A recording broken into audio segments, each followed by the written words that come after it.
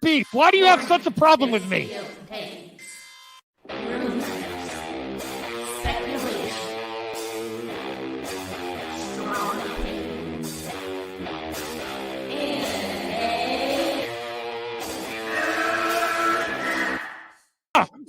Can we get the real Andy? I would prefer the real Andy. Oh, let's get the real Max. I'll take off my mask when you take off your mask, brother.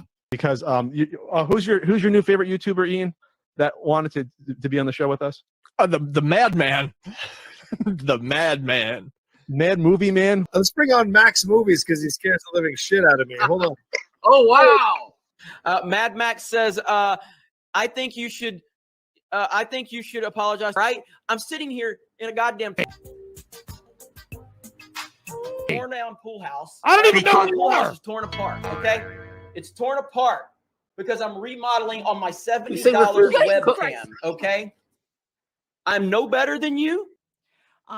Movie Madness Entertainment. Welcome. Yes, I do too, Brian. That's amazing. I'm glad you're in the intro. I gotta wait. Or Hilarious. I like this. We're gonna have some fun tonight on MME Live. Probably gonna be a quick hour. I'm thinking the Friday and the Saturday shows will be the longer shows, but we're still gonna have some fun. We're gonna talk about Lex Luthor.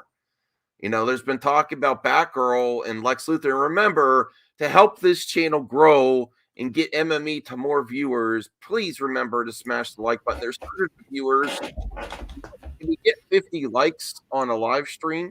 Would really help us out. Really help us grow the community. We like to have fun here. We talk about all kinds of stuff, and I appreciate all you members. What is it? Crying Peacemaker. I'm here listening, eating ice cream while I cry. Yeah, you should. You should. I saw what happened on the last episode. Well, actually, I didn't see the current episode. Is this from the current one? Yeah, I suppose so. Yes, I did, just to get the clip, Mike West. You know how I roll. I'm a professional troll. You know, people don't realize, like, there were some critics of me having Jeremy on and like, what was your end game? Did you want the clicks, the money, or the views? And I was like, I could get another cool clip. And I still didn't add it to the intro. I want the collabs. No. No, I basically, yes, Grace, come on the show, Grace. Come on the show. 100% not creepy. Peacemaker. Hey, Luke Laser Luke Gaming. What's up, Mad Max? And wow, Brian, what happened to your beard? Kidding, you look great, dude. Yeah. No, I shaved off the double chin camouflage. No, it was from beard, mask beard, as I like to call it. So like when you wear a mask and it like shoves it up into your face, and then you got like, yeah, no, I had to get rid of it. Sorry. Yeah. We don't do that here. You have to go to Geeks and Gamers or Friday Night Tights for if you have beard. I don't know. Aaron's pushing it.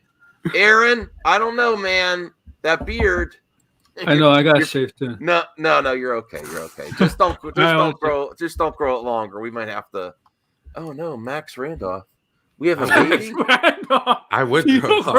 Oh, I'm a baby. Oh, so I like it. I don't know why, but I like it. Is that creepy? Kind I of. like it. I like having a beard. Trust me.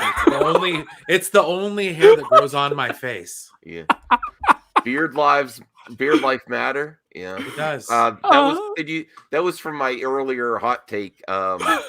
Yes. Oh my god! I get straight up carded every time I shave. I would totally take. Hey, I would totally take her name. Definitely. Oh my god! I will change my name to be with Grace. Yeah.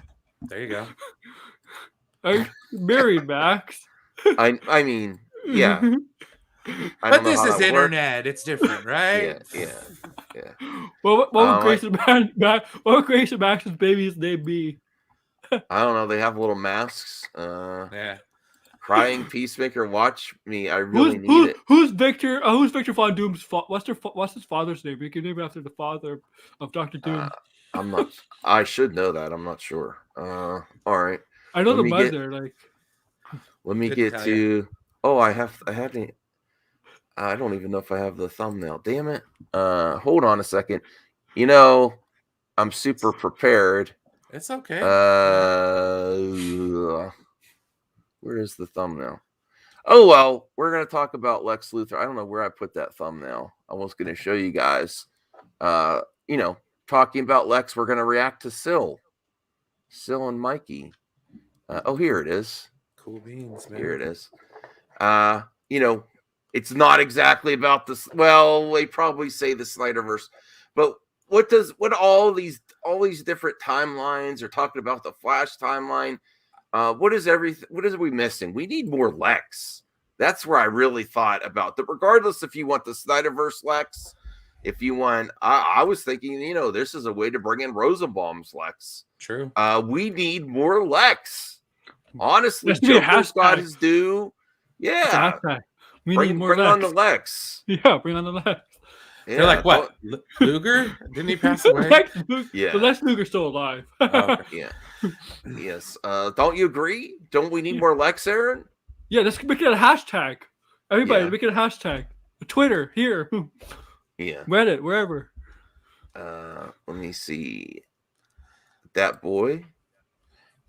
Swole Max. Yes, I am. Is Kevin Woo! is Where'd Kevin you get my- Spacey still Where'd 86? you get my dating profile, Swole Max? That's me. Because It's a Tinder. Calm down. Okay. I really will. like Kevin Spacey as Lex Luthor, but that was just me. Oh, You're the only Yeah, one you asking have for to. that, Brian. You know. Well, I'm not like asking for it. It's like I thought he was okay. Like Bat Dan, Jesse Eisenberg Lex, Michael Rosenberg Lex. I They're like totally Jesse different. Eisenberg. I don't know. Hey Bradley, can you come on the show? I don't know if you're available or not, but I'd love to talk about Lex Luthor with you. Brian crashes if you're Lex to available. any of the other Lexes. Oh wait, he didn't. La- He wasn't cast as Lex. he Laser. cast with me as Gaming. Otis. We I need play more Otis. Lex. Oh, this. George Lucas. Ned We Beatty. need Beatty Avatar character? 2, Yeah, 3, and 4. Well, we're gonna get 2 and 3, George. Don't worry, George. Dude, Jesse's I'm gonna Lex say was this. I'm gonna badass. say this. I'm gonna say this. Supergirl was a terrible show, but John Clare's Lex was very true to the character. It actually was good. Oh, really? I didn't see that Yeah. version of Lex. So they do have Lex Luthor in that Yeah. show. Okay. Well, we're going to talk about the Easter eggs that are on the Batgirl set. Sorry, I need some water. Too much yelling in my previous videos. All right, let me invite Bradley just in case he's available. I don't know if he's a busy dude. We'll see. Be nice to get him. And I have a video prepared. Besides Syl, I have a video prepared about the best Lexes that I'd like to watch.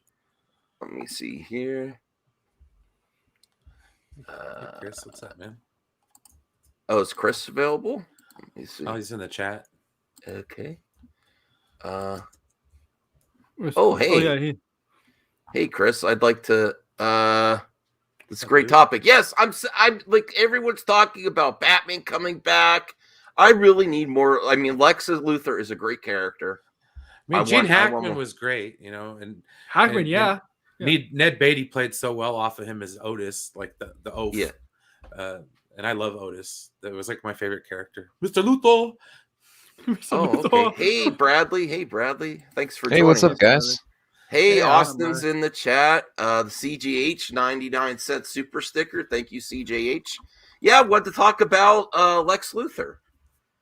Everyone talk. I mean, we do know we're gonna watch a Syl video, Bradley, just to prepare you. But it's Okay. about the future of DCU, Batgirl, and about Lex Luthor, about them hinting at Lex. We can give our honest opinion. If it's nothing, I know we had Ryan on, Zeverfett from the Four Nerds, and he said the art department's probably just some fun. Everyone needs to calm down.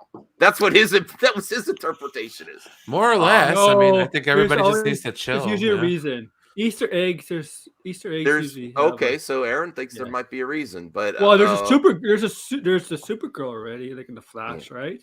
I just so you guys know, I actually started watching Lois and Clark again. Not Lois and Clark. What's it called? Superman and Lois. Yeah. Darn, Lois and Clark. Forget that. Ugh. What? That was back in the day. I don't want to go Kane and back Terry to that. Hatcher. Terry I like- Hatcher, man. Oh yeah, Terry. Yeah, Hatcher. Terry Hatcher back in the day. Yeah. Innermost Terry Hatcherist. Oh man. Yeah, but I don't know. What do you think, Bradley? Either Superman and Lois, or would you be giving Superman Lois a chance, or did you watch Lois and Clark back? No. Nah, I watched one CW show and that was pretty much it. That was it for me. That was good enough for me. Okay. Well, I keep thinking like all this complaining about not getting what we want, but these some of these shows they actually do storylines. They're not as great as the movies or anything, but I want to give it a shot. So I started watching. Actually, it's not that bad. Superman and Lois. I'm on like at episode 2. I'm gonna watch 3. 2 in or something like that. I didn't have TV, so and then it was before they put them on HBO Max. So I was like, okay. But Batman says Terry Hatcher played Elaine in 2 different Superman shows. Terry Hatcher, yeah. I do like Terry Hatcher as Lois Lane. All right. So let's be a 49ers cheerleader. Oh, really? She was. Okay. Yep. So here's the video. You remember to engage in the video. I'm thumbsing it up here. He does this new thing. He makes it easier for me to react to him. It's called paper cuts. It's only 4 minutes. And this is about SnyderVerse Lex Luthor and Flashpoint timeline? ? People not freaking out because his name's spelt wrong. Well, yeah. I do like people very critical of Mikey Sutton, but he does have a point. It's like supposed to be a really not professional tabloid place in Gotham, so they might misspell it, But I don't know. No, they misspelled it.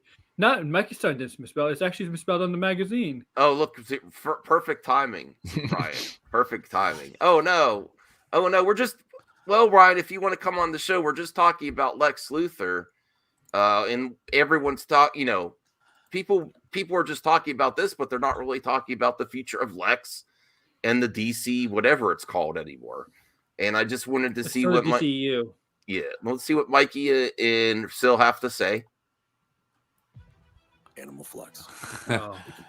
Animal Flex, what? Supplement. Oh wow, that's me when I work. I thought we were going to see Animals Flex. Perfect. Whoa. Yeah. You're now watching Paper Cuts. These are our short form videos of shorter cuts talking about brand new news and sometimes exclusive leaks. Myself and Mikey Sutton. Make sure you're liking, subscribing. I like the music. Share the video. Become a member. On I don't the know screen about right that, now, so she's I'm not a showing member other yet. shorter cut videos that's available for you right now. Paper Cuts. Let's go. Lex Luthor, Mikey, has been in the talks. A few screenshots from the Batgirl set. Someone has all this access to give you all these set photos. Sounds like WB's trying really hard. And one shows Lex Luthor with an E. Someone who actually went through, I guess, the BVS event, most of that story, but not fully. Yeah. Interesting. Now, before we get into Mikey and Sil, what was your, did you see that, Bradley, Aaron, Brian, those things for the Batgirl? They're doing a lot of stuff from the Batgirl. Mm-hmm. What was your initial thoughts of that? You were thinking, oh, what does this mean? Or do you just think, or are you like Ryan? Oh wow, you gotta reconnect with Sil, Ryan. Max, we know the Flash is gonna change the timeline, right? It's not erasing the Snyderverse, but it's gonna change the timeline. It's a new timeline. They're trying new things, right? So they want to keep Lex Luthor in that timeline, and we know there's gonna be a Supergirl, or as I guess the main. I guess we could call her Superwoman instead of Supergirl, because if she's like Superman of that universe for now, I guess I call her Superwoman. I don't know. We'll see with the film. I think it's still Supergirl. Yeah. Okay, Supergirl. Why not? I think it's logically possible if we still have Lex, like Luthor. I think it makes sense to have Lex Luthor still. Yeah, maybe. Brian, Bradley, what did you think when you initially saw those pictures from the Batgirl? All these pictures of magazines and tabloid type magazines. What do you think of the Lex Luthor? I didn't mind it. It was cool. Yeah, it's cool. I'll probably you know like you're nothing in your head's like, oh, what do they maybe do something with this, or they keep that Lex Luthor that happened in the previous films? It's Bradley? kind of part of yeah, that's true. Okay. I honestly didn't think anything of it, to be honest. Like, I just think they're throwing it in there for if you see it, you're lucky to see it, but if you don't, you won't really miss anything. Or they're trying to interconnect stuff, and I don't know. I just think it's a useless Easter egg, to be honest. Uselessly Easter egg. Okay. Well, do you want to see more Lex? Because I'm like, man, they're really lacking some Lex here. We get Joker all the time.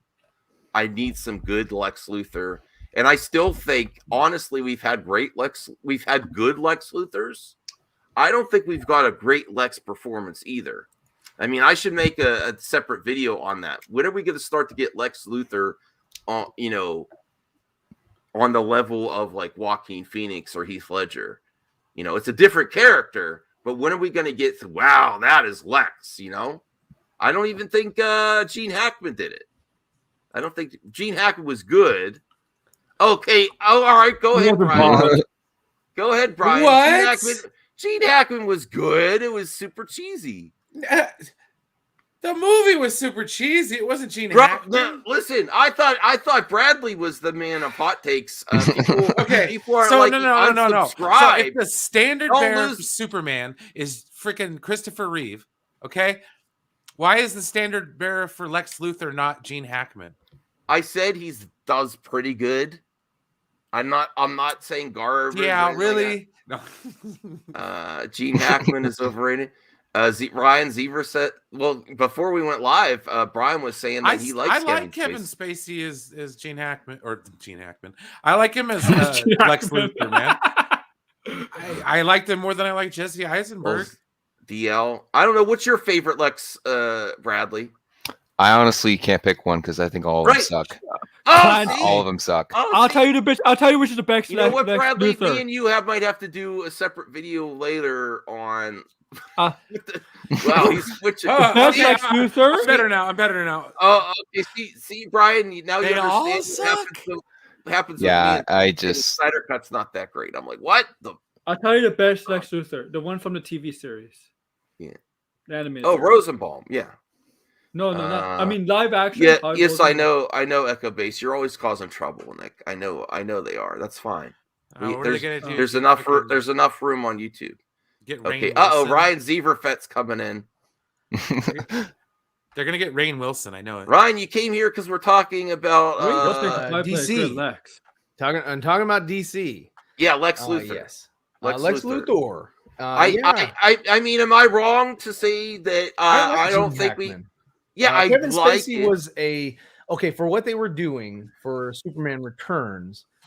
He was okay. He was sort of retreading what Gene had done, but he was trying to be different.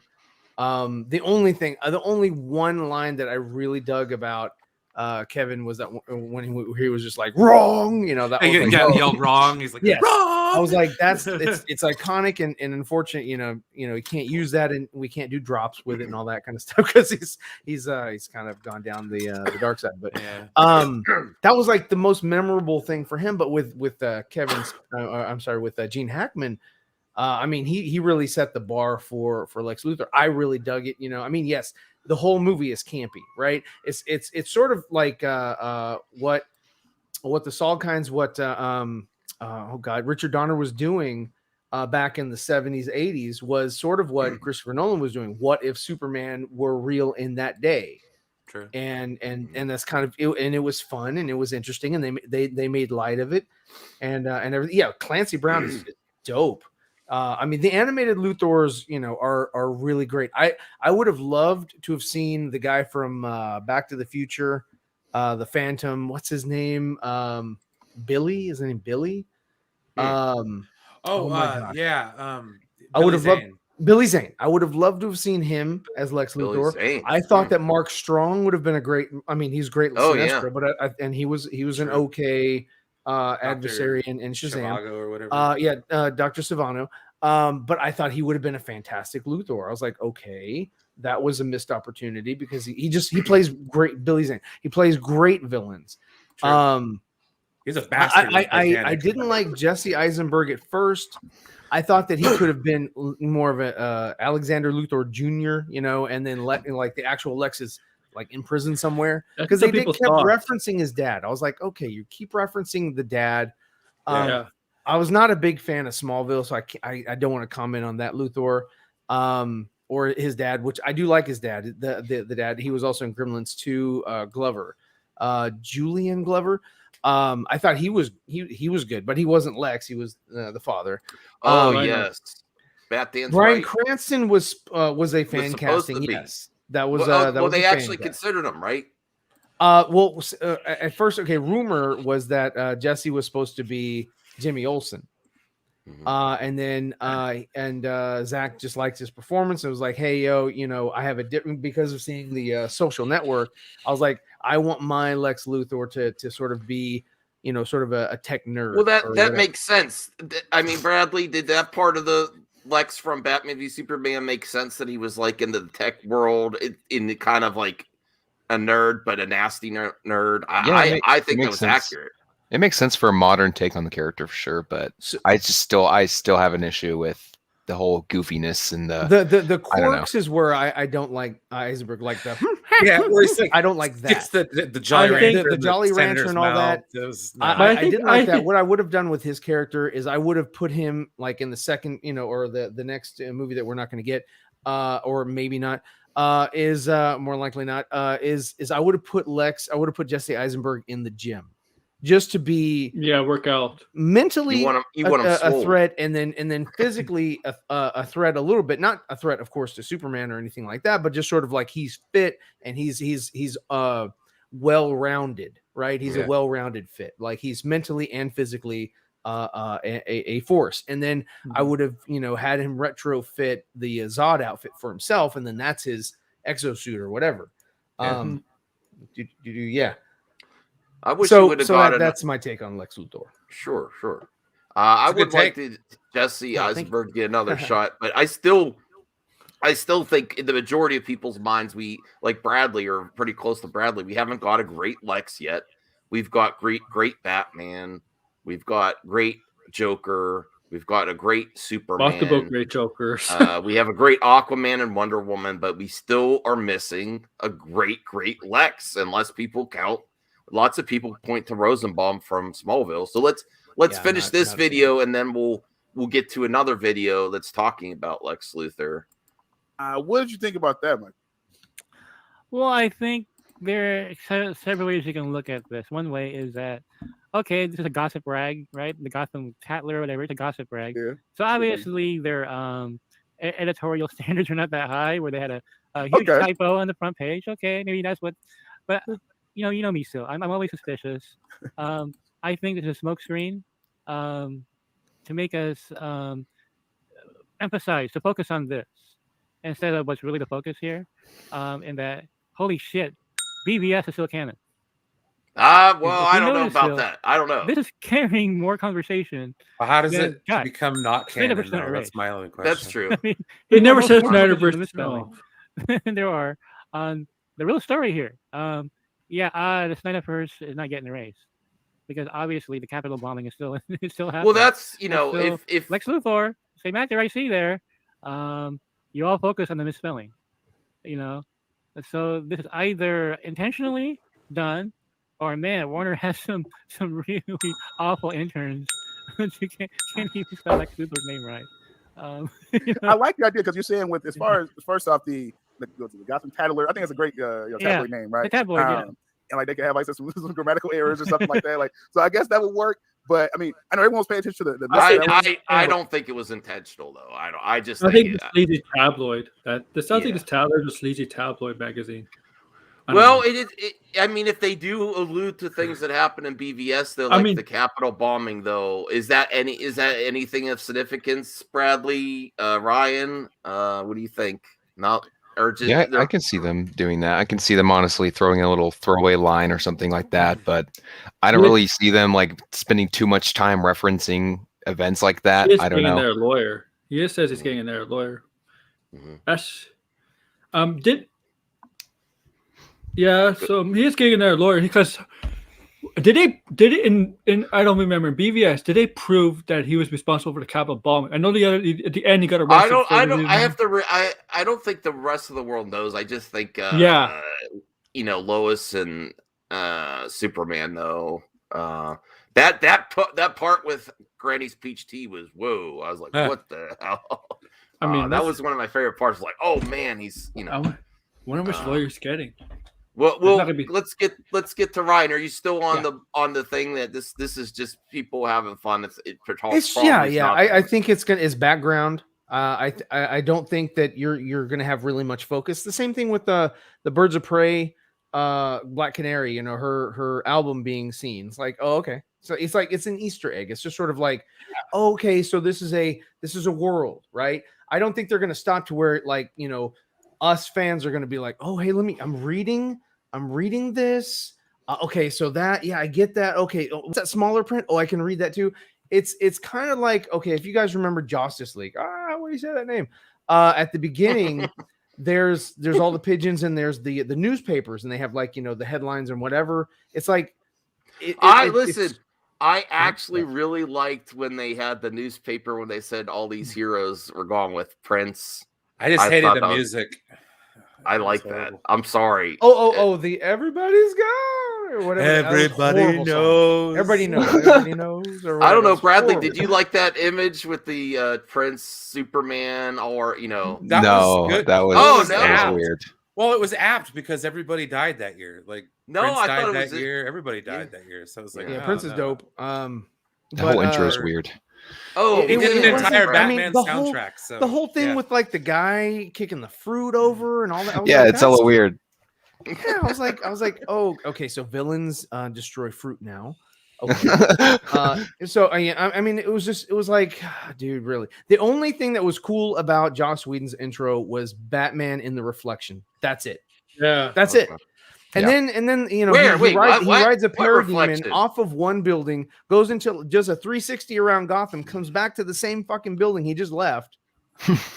Because the robber's there, he's still tied up or whatever on a roof, and if Batman didn't come back, actually no, he did leave his ass up there, so he probably died of heat asphyxiation or whatever. But yeah, I mean, I thought really Joss didn't bring anything to the table with his intro. They could smell it. I mean, I'm sorry, but then you explode the what are they called? The parademons, and they turn and it's like every time there's a map parademon, there's 3 boxes. I grabbed like another couple parademons, like, is this the same? This is a fucking science, don't need. Oh shit, this one 3 boxes on this one too.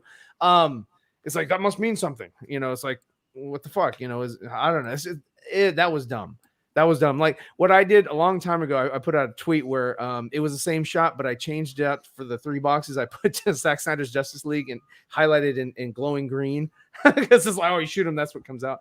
But yeah, no, I just like Joss Whedon. I mean, number one, he was given a movie. It would have been better for Joss, if he had started from ground zero. Mm-hmm, and then at least we would have seen a complete Joss movie. It would have been total ham, total, camp and all that, just like the Avengers movies. But you would have been able to say, hey, you know what? Definitively, this movie sucks because of him, not because he tried to retrofit what Zach had already had and try to make some different story out of that, or some shortened version of that because he had that 2-hour cutoff time or whatever. What's interesting in both versions, they have the extra scenes with Lex and Deathstroke. It's true. Well, okay, so Zach did that because he wanted his stuff to sort of go back to what they were going to do. which was allude to going into a Batman movie where he tells Deathstroke, hey, Batman is Bruce Wayne. That's supposed to open up this whole thing where he's going to go mess with Bruce and probably kill Alfred or whatever. And that would have been cool. With Joss, they were just like, yo, we'll change it up or whatever. We don't really have anything at the end. We'll do that. We'll change the dialogue a little bit. And then what about Flash and Superman? Can they do like a race or something? And that'd be cool. Whatever. We don't like care. that. It was cute, but it was dopey as well. Cute. It was like, West? Oh, yes, of course, that way. And I was like, oh, it was just like, I'm sorry, but I was waiting for the Russian family to come back. You didn't think you had a chance the way Ezra runs against Superman. Yeah, the way Ezra runs, that's he would have tripped. He would have tripped. Yeah. Well, he's got that share running. If I can turn back time. Oh, never mind. Mask of Size says Batgirl magazine wise, it could mean Lex would escape until 2022. Either that or the government is hiding that he already escaped. I want them to do something with Lex. I think it's highly unlikely, and that's unfortunate. All this talk of all these other characters, I do think it's, if anything happening, I just think it's too insurmountable to bring back. I don't think you could do a movie like you did with Joaquin Phoenix with Lex. Lex needs Superman, whereas like if you just do like a cunning businessman that just double crosses people and that'd be kind of boring. I don't know what would be interesting about a Lex Luthor only movie. All right. But like you said, the BVS event, again, supporting, the info you put out, that we reported on, is that these events aren't being erased. This is a separate timeline. It's not really erasing anything. The things kind of play out maybe a little differently. Yeah, that's confirmed though. It just kind of plays out a little differently. Yeah, it plays out differently in the, so it's not a race. So all that bogus information that came out 2 weeks ago or so, which Ezra Miller. Okay, here's the thing. Ezra Miller. It's right, but it doesn't mean it's going forward either. Well, it's like people saying that the 2009 Star Trek retcon Star Trek. No. Star Trek is coming back. Ezra Miller when he's debunking something. I mean, it's already back. You will believe Restore the something Trek that fits your narrative, but you don't believe something else from his fellow actor. His fellow actor, but you don't believe him. You believe Ben Affleck when he says he's done.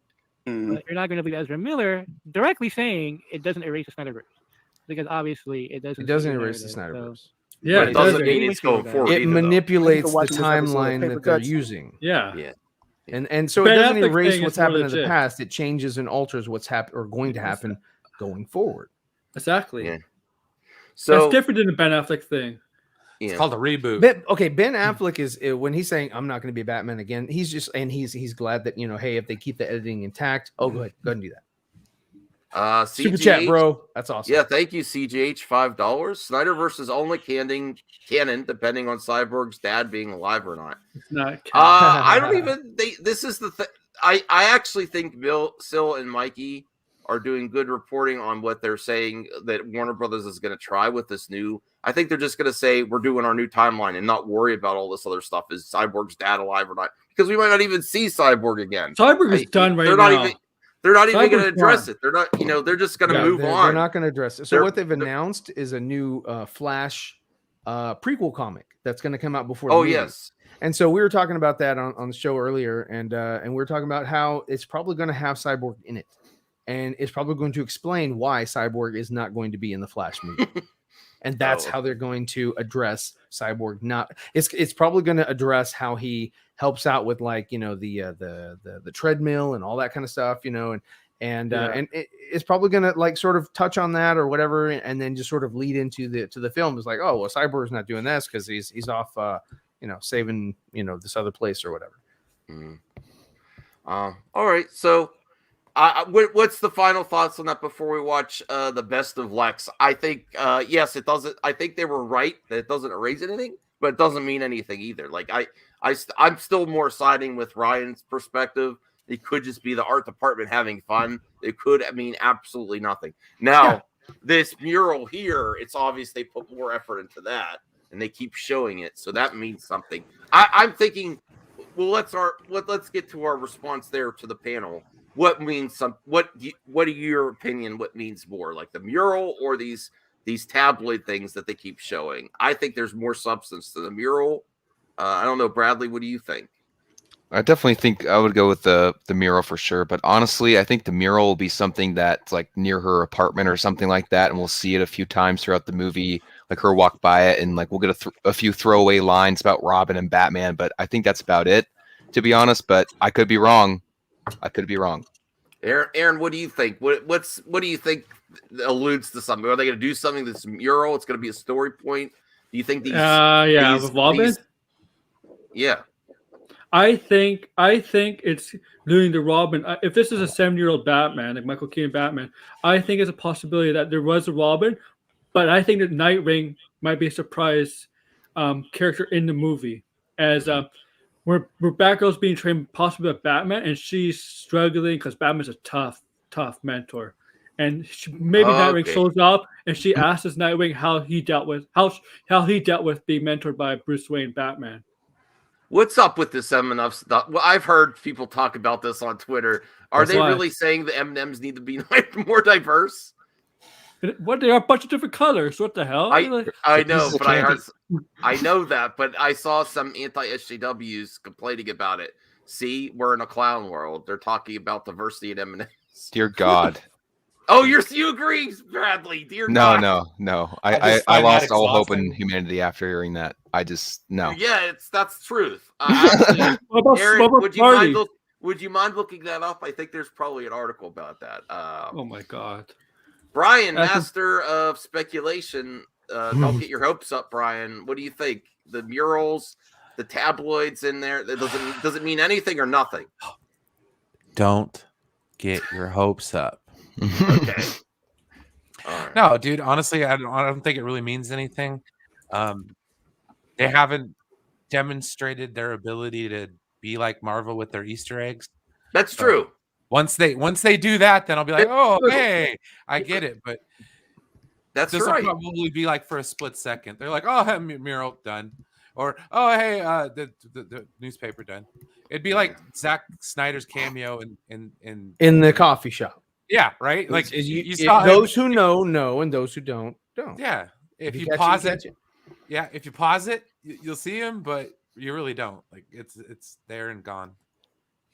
Excellent point, Brian. Excellent point. What do you think of that, Ryan?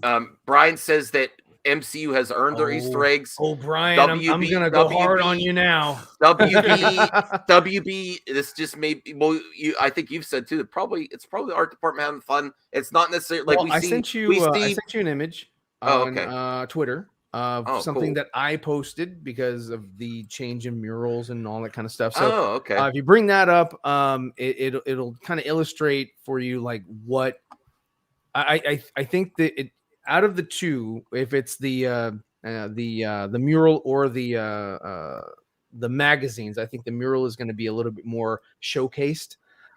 And this is why. So the art department, like the mural that you have behind you, they had a Batman from the comic books, and all they did was they just superimposed it onto this mural right there. There he is, and on the other side of you is the Robin. So if you look at it, there's Robin that they took it from. They superimposed it on the mural, and then the internet erupted and said, "Hey, you guys are just copy and pasting." And so then they updated the mural to the Keaton, and as you can tell right there on the image that I produced, it's the image of and Mask of Shy is here. Yes, this is Mask of Shy. He's the one that I grabbed that image because he's absolutely right.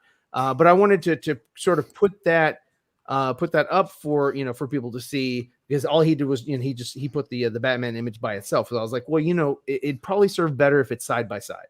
So all they did was they took this image from Batman Returns, they put that on there, replaced the comic book version of Batman, and then what they did was they covered up Robin a bit more, and they put like letters in front of him, snow on him, and I think what they're doing is they're just like, I thought at first that they were like, hey, Batman and Robin sort of exist in this universe, and that's it. It's kind of flippant, whatever, who cares? But then when they went back and they actually changed it, I think they're going to actually kind of focus on this a little bit. Like maybe this is outside of her window. Maybe she does get inspiration from seeing the graffiti.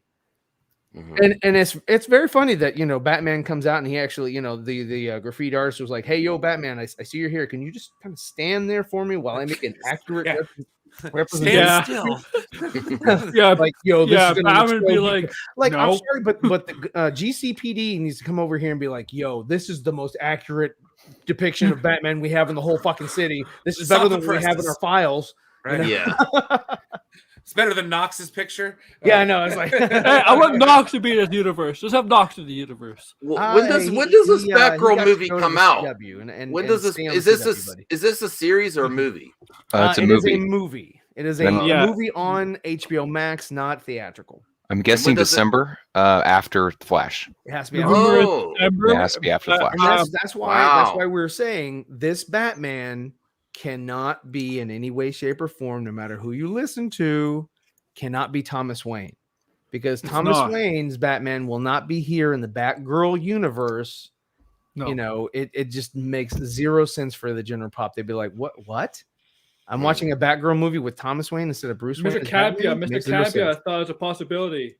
Who's that? Mr. John Capia, I thought it was a possibility. Campy is a moron. Anybody that says that. So this only the Thomas Wayne only would make sense for Keaton to come as Thomas Wayne. Really makes no sense because everybody knows him from the 80s and 90s. As if he came in for one movie as Thomas Wayne, an older 70-year-old Batman or whatever from a different universe, and then goes away, but he stays in the Batgirl. He stays in the Batgirl universe, and he's Bruce Wayne. There's no doubt about that. Anybody that tells you any different, stop giving him super chats. Stop giving him collecting views. I'm telling you right now, they've got it wrong. I mean, the Flashpoint it's based on Flashpoint, but like I think I tell you, 95% of it, Warner Brothers. It's not going to be about Flashpoint. Yeah, it's not going to be about Flash. I mean, there is no Reverse Flash unless they do That's make Ezra disappointing to Miller, me. Reverse Flash, which I doubt. But and if they do, then great, thank you. But I don't think they will. And then I mean, it's not Flashpoint again because you have Supergirl, so it's their version of a Flashpoint. And what they're doing is they're like cherry picking what they want and kind of throwing it in there. And the Flash movie has gone through so many different hands as far as writing, and it landed on Christina Hodson. And so if you know who she is, Birds of Prey, Bumblebee, the Flash, and the Batgirl. God. So is that a vote of no confidence, Bradley? Oh, I have no confidence in her at all. I have no confidence in Chancellor. What about Muschietti though? Him, yeah, but honestly, she's a trash writer. She's terrible. She's a young writer, and that's why I don't understand. I'm like, dude, get somebody that has tenure, get somebody that has some wins under their belt. And maybe have her shadow, or like co-write, or whatever with somebody that is has a better grasp of screenplay. Well, CGH has a question. Thank you again, CGH. Is it Chris O'Donnell Robin or Tim Burton's Robin it's Dick Grayson from the comics. Dick Grayson. The rumor is Dylan O'Brien as the front runner. That's Campia. Okay. Ryan had some words with you a second ago, John. What's going on here? Hey, Campia, what's going on? You still got that moving camera on your train set in your house? I don't know. But anyway, so with Dylan O'Brien or Chris O'Donnell. Chris O'Donnell makes the most sense because of Michael Keaton. Even though Chris O'Donnell came after Keaton. When Keaton left, that opened up more money. So, because I was I went out to the casting call for Robin back in when they just called it Batman 3. After Tim Burton had left, it was going to be directed by Wolfgang Peterson, and then Wolfgang left, and then Schumacher came in and he did the other two. But it opened up more money, so they were like, "Oh, okay, well, we don't need to do a casting for that. We'll just go hire Chris O'Donnell, who's already an actor, and he was in Three Musketeers and all that crap." So he's a good. What the hell? He says number one. And so he was a good Robin, good Dick Grayson, and he's the one that is in that universe, the Michael Keaton universe. But they're cherry picking Michael Keaton's universe because they're not bringing in Tim Burton influences as far as like architecture and things like that. So what they're doing is they're saying, okay, we like the Batmobile, we like the Batsuit. And they'll probably update the Batsuit a little bit, I think. And then we like the Batcave and we like Michael Keaton. And so those are the only things that we'll keep from this universe. and that's it. And so they're just, we'll just throw him in this new world, and everybody will just love to see Michael Keaton come back again, and we'll get standing ovations just like Tobey Maguire and Andrew Garfield and all that. And they're backing the wrong horse. I don't think so, but all right, they can keep thinking that. Yeah. I don't know, Bradley. Do you think it's gonna, it's gonna get the excitement of No Way Home? I maybe for some people, but if I'm looking over like the general audience and stuff like that, I don't think so. Big fans of the 89, of course, are going to flip out, like myself. I'm a huge fan of 89. I'm going to flip out when I see him. I'm really excited, but like you said too, I hope they. Yeah, I want to see that. I hope they update that, because by the teaser, it looked like they didn't really update that. So I hope he's able to move his neck a lot more. But if you look at the teaser, you can see all the wrinkles. Oh yeah, you can't hide that. And I mean, I wish that they would have come in, had him do like a one and done with this movie. De-age him and just sort of like, okay, he's roughly around the same age as the Batfleck or whatever. It's just a different universe or whatever. That I mean, in a perfect world, I would have loved to have seen Jeffrey D. Morgan come back and give us a completely different Batman. Oh yeah. Oh well. Well, let's watch this. It's only a 3-minute video about. It says why Smallville's Michael Rosenbaum is still the best Lex. I don't know. We'll see. A Screen Rant. Yeah. Hey, what's going on, super friends, and welcome to Screen Rant. I'm Greg Elliott, and over the years, a long list. He has little arms. Man's nemesis Lex Luthor to life on the big and small screen, but I really like Eisenberg Lex. I'm sorry. Now, I'm sure there will be some disagreements here, so let's try to keep it civil in the comments, guys. But today, we're going to talk about how none of them have done it better than Michael Rosenbaum in Smallville. Where's Lex? He's standing right in front of you. I'm sure some of you are crying blasphemy right now, but hear us out, okay? So, who's been Lex on screen? Well, obviously, there was the one and only Gene Hackman in the original Superman films. He put Hi, Michael. Top, but he's considered the definitive version of the role for a lot of people. Heck, he's probably the single best thing about all of Superman 4. We've also had a few others play Lex, including John Shea in Lois and Clark: The New Adventures of Superman, Kevin Spacey in Superman Returns, Jesse Eisenberg in Batman v Superman, and most recently John Cryer in Supergirl. I didn't see that one. We're gonna go ahead and say that's that what he looks like. The qualities one expects from Superman's #1 enemy. I like him better as Lenny. Lenny so, Luthor. yeah. What makes us say that? Yeah, right. Well, what if I told you that none other than actually the way he acts is actually very. I'm pausing it there. The Michael Keaton, you kind of look like Lex in this picture. He does. He could be scary as Lex, Michael Keaton. I mean, that picture. Yeah. I did like really short. Lex Luthor debuted in the pilot episode of Smallville way back in 2001. He brought the arrogance, the intelligence, and the subtle and sinister charm really needed for a character like Lex. Now, regardless of where he was on the good to evil spectrum at any given point, and he's available. He's only on YouTube now, and I don't think I'm alone in saying. Oh, I thought you meant he was more often not than married. Not the best part of the show. Now, Smallville also had a big advantage over some of the other live-action adaptations, and that's because it was on for so long, and it really got the chance to develop Lex's character. Now, instead of just giving us a pure evil genius right off the bat, Smallville presented a complicated and sometimes even sympathetic look at the character. He wasn't blatantly evil, but it was a slow burn, and you could definitely see it underneath from time to time. Well, until season 7, when we finally got to see him go full bad guy.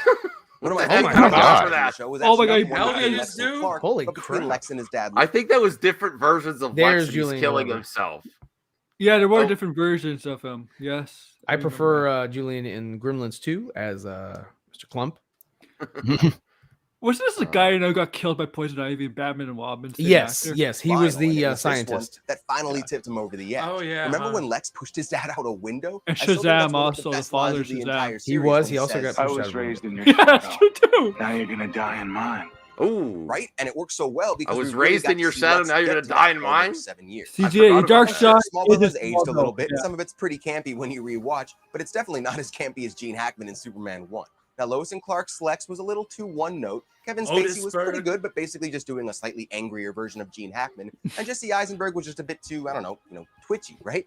In Smallville, Michael Rosenbaum gave us a nuanced and believable villain, and his journey from good to bad never felt rushed or forced. And oh yeah, I mentioned earlier, Stan Lee thought so too. At a convention back in 2013, Michael got Stan's signature, and you can clearly see from the horse's mouth that Stan thought Michael Rosenbaum was the best Lex Luthor. And you can't really disagree with Stan Lee when it comes to superheroes, right? Now, of course, I'm sure he would have wrote that for Jesse's picture and everyone else. You're right. With Tom Welling and Erica Durance both coming to the CW's Crisis on Infinite Earths later this year, I'd just like to put another vote out there to get Michael Rosenbaum back as. All right, well. I mean that was fun to watch, reminiscing about Lex Luthor. I'll never keep watched saying Smallville. it. I still think we need a great Lex. I don't think. I think the reason why these people think that this Lex was definitive was because he had so many seasons, and so they could really work on his character, whereas these other actors only had one, possibly maybe two movies. He was the strong point of the show. Even though I always thought that Lex and Clark living in the same small town was I heard It's a Small World After All every time I would think about that. I was like, that's just redonkulous. It's kind of how I feel about John Cryer. I just be like, man. His Lex was actually very good. So Bradley, after watching that, do you think your first take was wrong, that all the Lexes are trash? No, I don't think all of them are trash. I just don't think all of them have nailed the character, to be honest. They're either too goofy, they're not goofy enough. It's just they need to find a good hard middle. Like Jesse Eisenberg, he was too much like a Looney Tunes villain to me, to be honest. Like he just acted too goofy, and I never watched Smallville, I never will. But I can tell Rosenbaum, he did a good job from what I've seen. But yeah, I just don't think any of them. I don't think any of them are trash. I just don't think any of them are great either. Cryer was great. Krypton's Cryer was great. I don't know. Yes, I can't comment because I haven't seen it. He actually was very good, Cryer, because he was like, he was the closest to a comic book Lex there was actually. Oh, okay, yeah. Ryan, I've started watching Superman and Lois on HBO Max. Oh, you did? Okay. Well, hopefully you get past where I was. I think I stopped at episode 3. That's where I'm going to be at episode 3. Okay. I just watched episode 2. I just kind of got tired of that narrative. I was like, okay, I'm kind of checking out. I feel a little. I mean, I like the Book of Boba Fett better than I like Superman and Lois, and I like Superman. But I mean, of course, I love both characters, Superman and Boba Fett. I haven't seen The Peacemaker. I don't care to watch it. It's just like I don't. You have to. It's maybe in a couple years. Listen, Ryan doesn't have to do anything. He's like, no, I agree. After Ryan. I was recommended to watch Crawl, yeah, I don't. I'm never. I'm gonna take some time. It's Crawl and Mother Android. Yeah. Yeah. Mother Android. So switching topics from DC back to Marvel, we're talking about Black Panther. I keep saying that I think there's a strong chance, although this is a rumor, Michael B. Jordan could return to Black Panther franchise as Killmonger. I want him to become Black Panther. It's been a rumor for months. He's dead. I mean, they just he's dead. They just got the lady back. They cut away. Yeah, but guys, this is comic books. They can come back from the dead. Yeah. Yeah, but the thing about it is that they're wanting to, I think, bring her to Shuri. I think they're wanting her to become the Black Panther going forward. And that was the original plan. Michael B. Jordan's already doing stuff with Warner behind the scenes. I don't know if he's going to be in front of the camera, but he's definitely doing stuff behind the scenes. So I don't see this dude coming back. I mean, I'm not trying to hey, every article that Guy Hossity comes out with is horrible, but hey, Enosh. I don't see this coming. I don't see him going back as Killmonger and then all of a sudden becoming Black Panther again. I think if he was, I think if he was more, if he wasn't doing so many other projects, it'd be more likely that they'd consider it. But I think I think Creed 3 is more plausible than. Yeah, he's directing it right now. Yeah, well, you just missed all the Lex talk, Enosh. He doesn't. He's like, I can't hear you. What? Oh, you can't hear me. Oh, can you hear everything else? Brian, talk to Enosh. Say, can you hear me? I don't know. I imagine if he can't hear you, he can't hear me. Yeah. All right, bye, Enosh. Thanks for stopping by. Bradley, what do you think? this is just so far out there. It's just never going to happen. There's no even considering Killmonger coming back to the Black Panther franchise. I think there's a possibility, but probability, I highly doubt it. It would be cool to see him come back, but his character and the way it ended, I think that's a perfect arc for him. They did cut away though. They did kind of like that is true. Well, I mean, That's does the comic book every move. does every movie need to do the Rick Flag where you like, okay, we're gonna go inside, we're gonna give you an X-ray view of his heart, and then we'll watch something plunge into his heart, so therefore you know he's never going to come back. Can you hear me now? I can hear you now. I don't know Okay, what great. I don't know what the deal was with that. You but I missed can all hear the you now. Lex talk. We can revisit it a little bit, but we're talking about Yeah. Black Panther, Killmonger, Michael B. Jordan. Rumors that he could come. I mean, maybe I did the video too soon because I want to honor Chadwick Boseman, but I was like, I would think an amazing arc would be to have Killmonger, deal with T'Challa's death.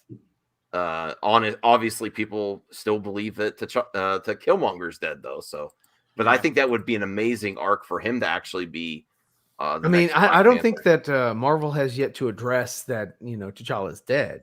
Right. And well, they are in this next movie. And there's actually breaking news. Unfortunately, Black Panther 2 is probably going to get delayed because they had this just popped up. Hey, no. Black Panther, Wakanda Forever, which only Michael B. recently- Jordan is going to come back as Johnny Storm. You heard it here, first, folks. Yeah, he'll be in the multi madness or whatever. Everybody's in the multiverse of madness, man. That's true. That's true.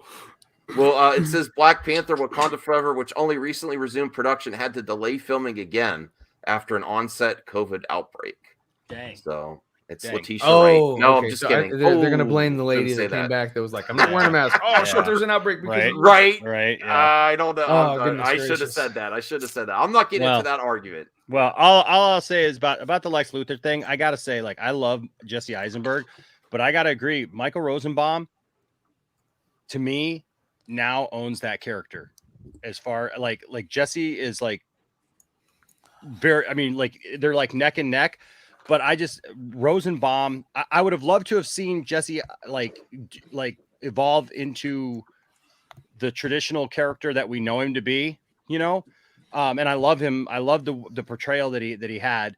That's what I was watching. I was watching you guys talk about this, but not to take it back to that, but no, I love that. But man, Rosenbaum just embodied that character for 7 seasons, man, and just did a tremendous job. We probably got a better fleshed out version of Lex than we've ever gotten on Smallville. For all of Smallville's craziness at times, and dealing No one with had a problem with Lex. Yeah, and dealing with, like literally Superman fighting every one of his of his major villains, including Doomsday before he became Superman. I gotta say, man, it was Rosenbaum did a phenomenal job as Lex, and I believed it. I mean, I believed it, and you never knew where he stood, and I totally believe it. As far as this goes, look, man, I'm still in the camp that they shouldn't, or that look, I understand that everybody we want to pay homage as well. We should. I think it's great. I'm in the camp that they should just recast. I agree. Recast I think that's what he would from everything that I've gathered, that I've seen, that people have talked about and everything. I get what they're trying to do. I get how they're trying to pay homage or trying to pay their respects, but you're killing off a character before it literally has a chance to shine and to be a fully recognized character. And I feel like at this point, people would have wanted to see T'Challa be T'Challa, and be the full king, be the full Black Panther. And I think that you could have done it in a very respectful way. It didn't have to be disrespectful just because you're recasting.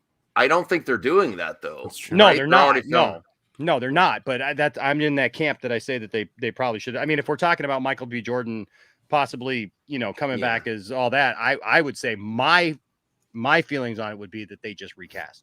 At this point, look, Killmonger was Killmonger. Just because he's Michael B. Jordan, I don't want to just see him bring him back and just make him, just make him that. That's a good question for the panel. We'll go around the panel. Brian, Bradley, what do you think?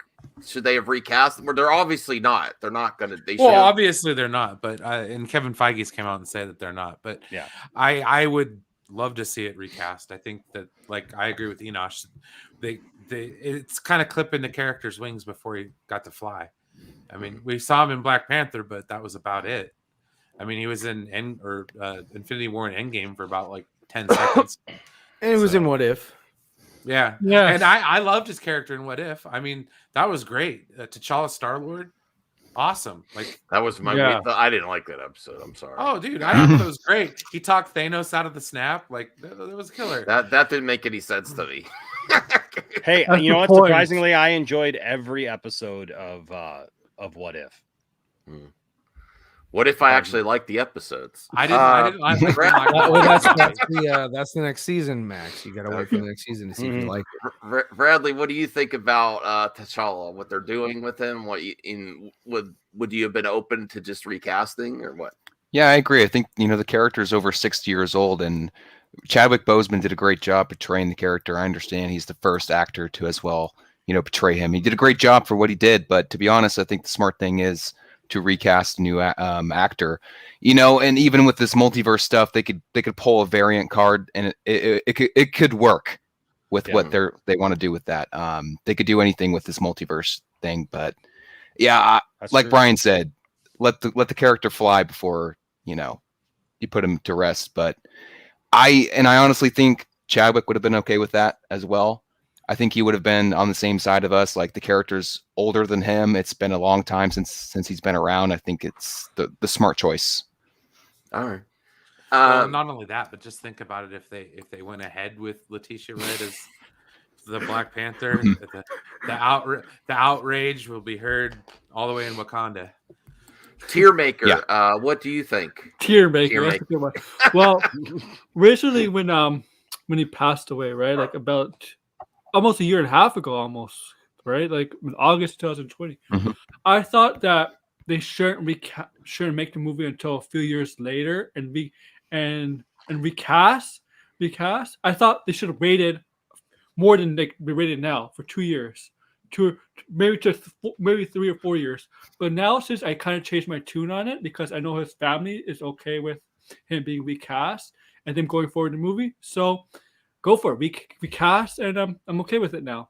Maybe I felt too much respectful about in 2020 about it. Too respectful. I know, like, it sounds bad. It really is, but that's how I felt then in 2020. I kind of felt like with the Dark Knight, with the Heath Ledger's. I took it from Heath Ledger's passing, because the Dark Knight Rises came out 4 years later. Because I don't think it would have came out 4 years later if Heath Ledger didn't pass away. Ryan, I think you've been pretty consistent with you say the character is more the character is more important than the actor. Yeah. And unfortunately, actors passes away. That's it's sad. But like Aaron had mentioned before with Heath and all that, it's like hey, dude, we've had Joaquin, we've had Leto, and it's fine. We're gonna have more Jokers, possibly some weirdo from another movie. Wait, what do you know? What have you been told? Right. I don't do the scoop game. I don't. That's not what I was told. Somebody, a source told me that you. Well, there you go. There you go. A source. Well, there you have it. So yes, definitely, we have a new Joker. Man, you know what? I would, in my perfect casting for the Joker, if I had a time machine, would be Willem Dafoe. I would have been like, "Yo, you're the Joker." H-Parts. Where's H-Parts? Yeah, where's Dafoe? I would have had him. I would have chosen Josh Brolin's dad, and as Batman, and then I would have put Michael J. Fox as Robin. So that would have been my perfect in 1980s. That would have been my perfect casting for them. If Willem wasn't available, I would have gone possibly Mark Hamill or Crispin Glover. But yeah, as far as T'Challa is concerned, man, I mean, take a page out of Warner. I mean, do a spinoff, do a T'Challa, like they're doing with the Batman that's coming out in March that I don't care about. They're doing it, do a Black Panther. Show us a different Black Panther that's not connected to the MCU, that's doing his own thing. Like, flesh that out, put that on Disney Plus. I mean, that'll do better, hopefully, than like the Book of Boba Fett or whatever. I mean, because that's what Mando did. Mando, you grew with the character because you didn't know the character. They weren't like taking character and changing it and turning it into something different. T'Challa and Black Panther are not as mainstream as like Spider-Man or Superman or Batman or whatever. So same thing with Moon Knight. Put it on Disney Plus. Let us learn about this character more. Hey, he did pass away. He was a great actor, but he's done. The world must move on. Okay. Jeremy Gow has a $4.99 super chat. Thank you, Jeremy. I appreciate the support, man.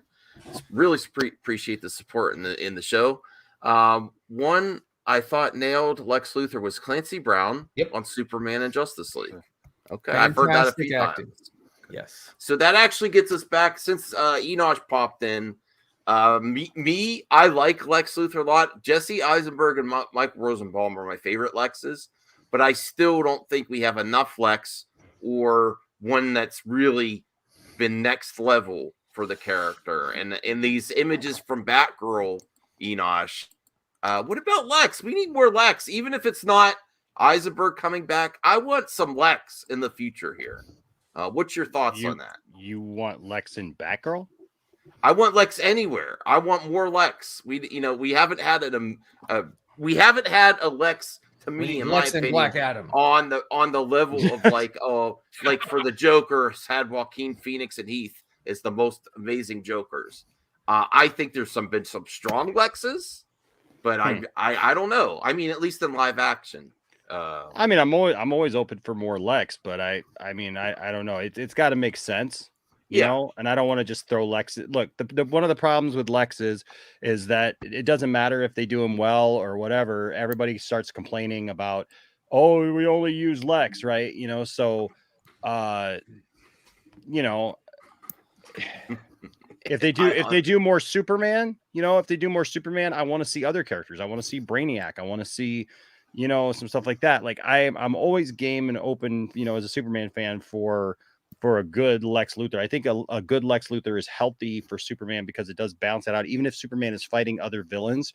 I mean, I look at like Superman 2, for example, even though Zod is the main villain, Lex is there because Lex is always scheming. Lex has always got this, alternate plan, right? Sure. And I like that. I like the fact that Lex does that. Like I wouldn't want to see Lex just thrown into this whatever they're doing now just to throw Lex in, Yeah. I think Max wants to see a movie with like Lex is cooking the books, and he's like just he has working the stock market. Exactly. He's over at Wayne Tech. He has getting into Bitcoin. Getting into Bitcoin. Bitcoin. Talk about NFTs. Yeah, do that for them. Lex is one of those interesting villains because you know what aspect of Lex that I would love to see. I would love to see the full. Like, I love billionaire Lex scheming behind the scenes and doing all that stuff. But you know what else I love? I mean, we've seen it in animation and stuff, but we really haven't seen it in live action. And that is like Lex building out like the mech suit, and everything. He like, doesn't get physical. I'd even love some of that. Yeah. Oh yeah. I mean, I'd love to see the whole Lex trying to become president. Heck yeah. And sort of like he is gaining power that way. Public and that makes enemies. it very difficult for the Man of Steel to sort of expose somebody that that they everybody rallies behind. That was a good animated movie, The Public Enemies with Batman and Superman. Yes. I do want to see Brainiac as well. CJH, I do. We have a lot of things that we haven't got to see in live action yet. We should have got Brainiac a long time ago. That was originally supposed to be Planet Man of Steel 2, wasn't it, Brainiac? He introduced some Brainiac aspects in Man of Steel 1. And that was definitely something that they were talking about on the table, but then when Warner Brothers stepped in and said, hey, add Batman, that kind of put that on. Was it their concept art of like Lex and of like the power suit too? I don't know if there's any official art. I thought I know that I made some fan art a long time ago about that, but I mean, maybe I just saw Ryan's and I thought it was Zack Snyder's drawing. Oh yeah, sure. Thank you. I appreciate that. Well, we also got news about the Batman reported runtime. Makes it longest Batman film ever. Any I don't thoughts think I there? can sit through a movie that takes 3 hours just to tell a simple story. Right? Yeah. I'm glad you brought that up, Ryan, because I do see the criticism that the Snyder faithful should be happy about all these directors getting creative freedom. And it's not that we're not. It's just like, okay, now you do it. It's kind of bullshit. Yeah. That's the argument. Not that we don't. Yeah, it's like well, it. Warner Brothers can always say, well, we learned our lesson, right? And moving forward, we won't swipe things from. But I mean, they did that. They did that with Birds of Prey. And even though Birds of Prey wasn't good, and it wouldn't have been good had they given her carte blanche to do whatever the hell she wanted to do. It just would have been more of the same, but just probably a little goofier. I don't, like you said, I think that they're sort of allowing for Matt Reeves to do whatever, because what they want and what a lot of people, I don't want to say they're falling for, but I'll just say that they're, falling for, is that they're like, yo, one thing we can do is make, since we're having this Batman controversy and Ben doesn't want to do this, and Batman is Prince Money, let's just recast Batman, start from scratch with Batman, and give somebody, a trilogy. And so that's why they brought in Matt Reeves, and they were like, and he left. He was like, yeah, no, I don't want to do, this DCEU thing that you got going on or whatever, even though he told the fans that, yes, this Batman is in the DCEU. Right. He was like, so he left the table, and they were like, yo, get him back in here. Tell him you can do whatever the hell you want to do. Just make us a Batman movie, because we know Batman prints money. We've seen it happen before with the Christian Bale stuff. And with Christopher Nolan, I think we can, capture lightning in a bottle again. We'll give you a 9-hour, a Batman movie. You do whatever the hell you want to do. And so that's what you're getting. You're getting a director that has been let off the leash, and he's able to do whatever he wants to do. And I've heard some people have said that the test screenings have been good or whatever, and that's awesome. That's great. I'm particularly not interested right now. I'll watch it after the 45 days and it goes on HBO Max. But yeah, I mean, I don't care. I mean, it's cool. It's Batman. Batman's always going to win, as far as drawing audiences, because Batman is so relatable. So yeah, that's Batman. I want to get to Bradley on the commentary about the SnyderVerse fans and criticism that they don't necessarily want Gunn and Reeves to get creative freedom. I don't think, my take is that it's not that. It's just that now you're going to do it after you've micromanaged the hell out of other directors. It's kind of frustrating. What's your take there? I'm not about the Gunn thing because he adds dicks. It's like, everything has to revolve around dicks.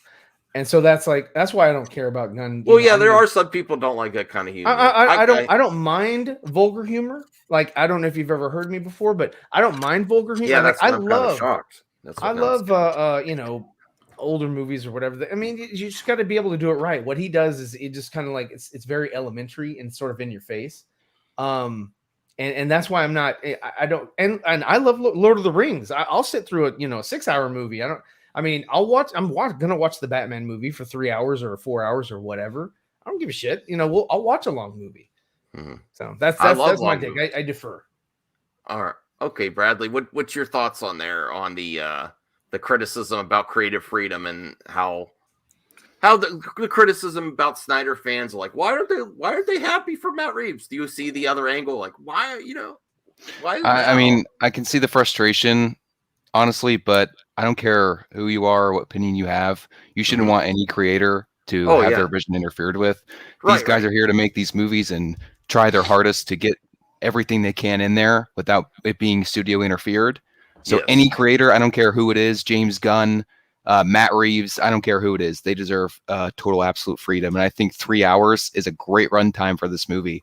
And that theme today that was released is fire. Oh, I didn't hear that. Oh, you didn't hear it's like a 6-minute theme. It's amazing. Oh, okay. I'll listen to it after. I didn't hear you. Sure. Yeah, me too, Max. I'll listen to it after it. Yeah. No, but that gets me excited. I don't know, Brian, Enosh, and then Aaron. What do you think about the 3-hour runtime?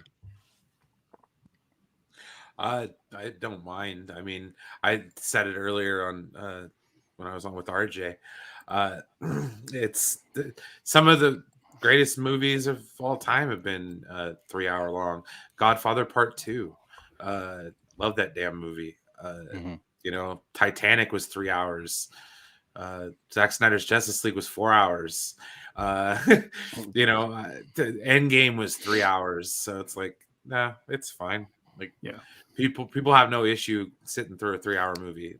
It all depends. It all depends really on the pace of the movie. If it doesn't feel like a 3 hour movie, then you know the movie is good. Yep. Yeah. Is that your thoughts, Enosh? Well, my thoughts on it, you know, talking about it last night, I realized this. Look, I don't have a problem with a 3 hour Batman movie. You know, I'm usually, hey, give me the most that you could possibly give me in any, you know, anything. As long as the story's good, like you said, as long as the pacing is good, as long as I don't feel like I'm sitting through a 3 hour film where, you know, it should have been over at 2. You know, like I agree with Brian. There's plenty of movies that are out there that are you know, 3 hours, 4 hours, you know, classic films, you know, that you had to take intermissions for and everything else. So I don't have a problem with the length. I understand the frustration because of everything that directors have had to go through, fans have had to go through, you know, the hard line, you know, Justice League has to be 2 hours, you know, and you know, it's like, to me, that's silly. I mean, I don't think, I think if you go in with an idea of like, this movie has to be this amount of time, well, then you're limiting yourself, right? The movie should be whatever the movie ends up being. You know what I mean? Like I've had friends try to, in the music industry, for example, you know, like try to go in with, you know, we can only have a song be this long. I think you're limiting yourself creatively as an artist or whatever, you know, obviously there's people who, you know, you write a 4.5 minute song, right? And it doesn't feel like 4.5 minutes because it touches you and it means something to you and it's great. But the industry would tell you, oh, it's got to be 3 minutes in and out, right? And the same thing with films, you know, the industry would tell you, oh, well, you know, it has to be within this time frame so that we can get the most viewings in, we can make the most money of it. As long as the movie is good, no one will complain. The problem is when you start getting into just things where it's just self-absorbent, you know, and it's just, you know, and from what I was reading today, there was some discussion about, you know, that apparently, you know, some people are saying that the movie feels like, you know, in the test screening that they were saying that they felt like the movie should have ended after the second, sorry, I'm still dealing with COVID brain. The second act, you know, and that the third act is kind of, you know, self-indulgent and kind of gets into more Bruce Wayne stuff and just kind of feels like it's just tag on. I hope that that's not the case. You know, I mean, I understand it if I understand because everything about this Batman movie,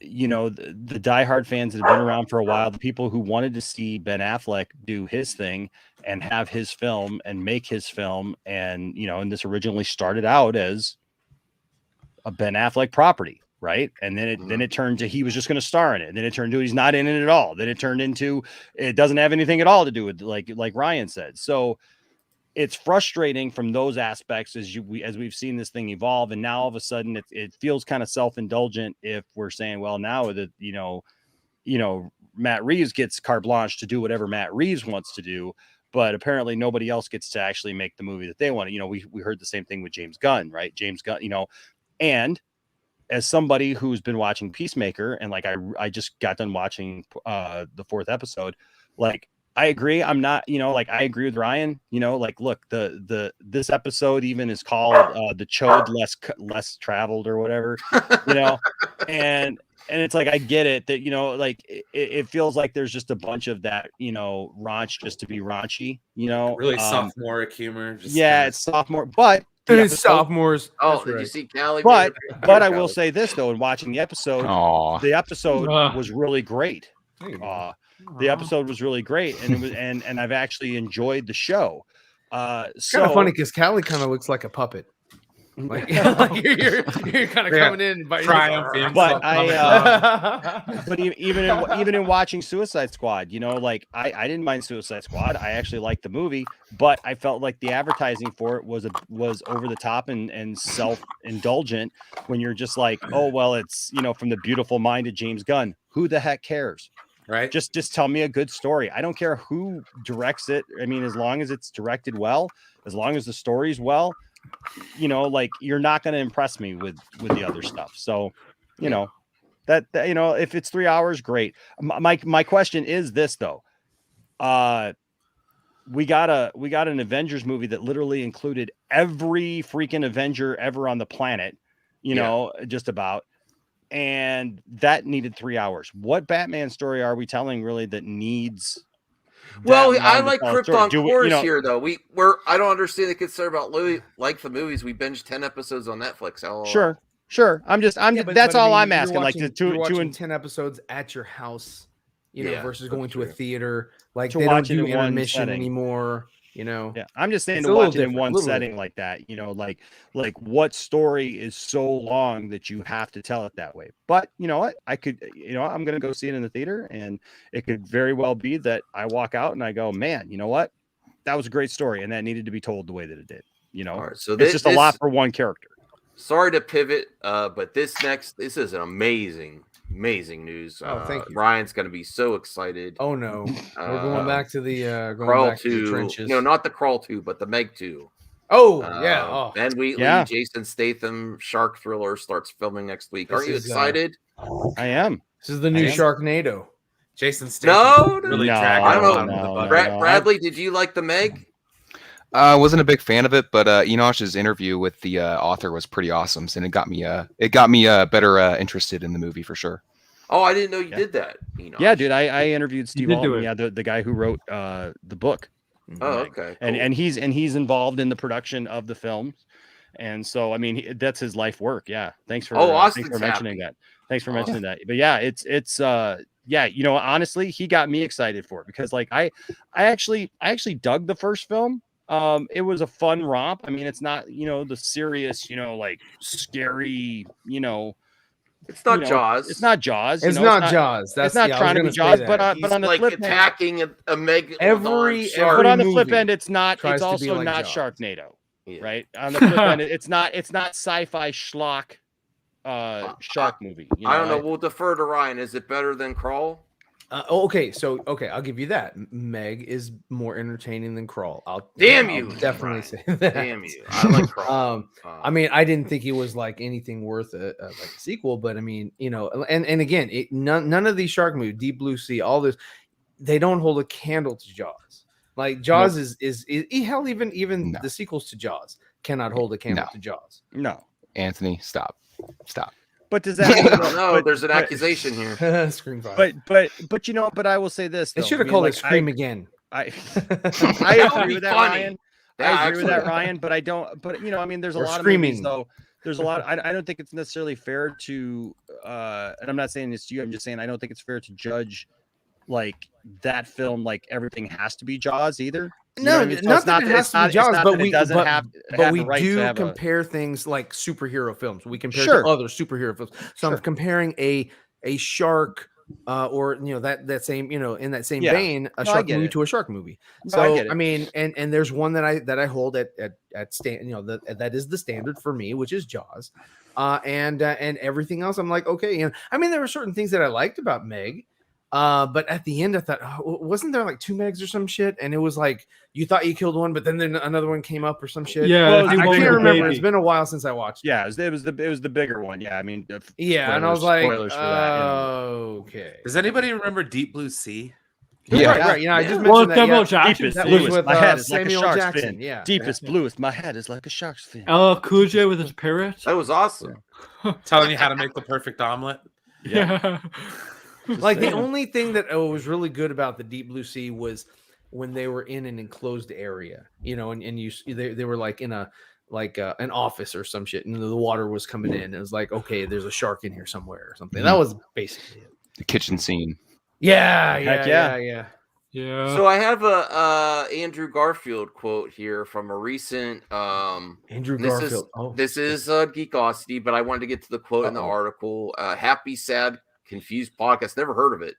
But he says, I would love to continue working with Toby and Tom. That kind of three brother dynamic is so, I don't know, juicy.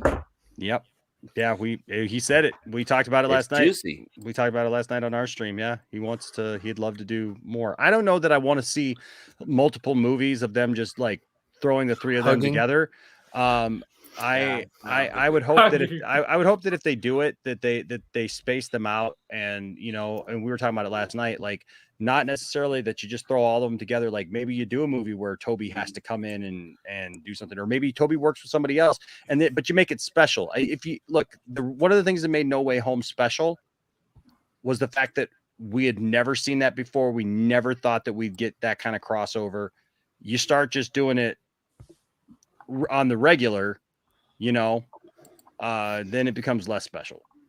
So now this is where the real news gets too crazy. Bradley might quit the show over this. No, this is real. Bradley being harassed every day.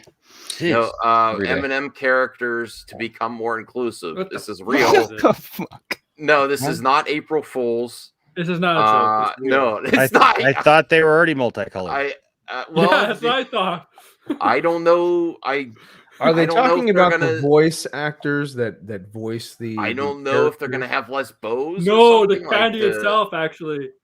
All right. I mean, no, I'm sorry. They're completely diverse because you have some that have caramel now. You have some that have pretzels in them now, and some have nuts, almonds, and then peanuts, and then you've got some that have fudge and brownies. I mean, I'm sorry, but there is the most diverse candy I think I've. Well, we have to get to Bradley because he was like, "Screw this." I don't know what you said earlier, Bradley. Like, no, yes, this is real. Yeah, candy is about to get more inclusive.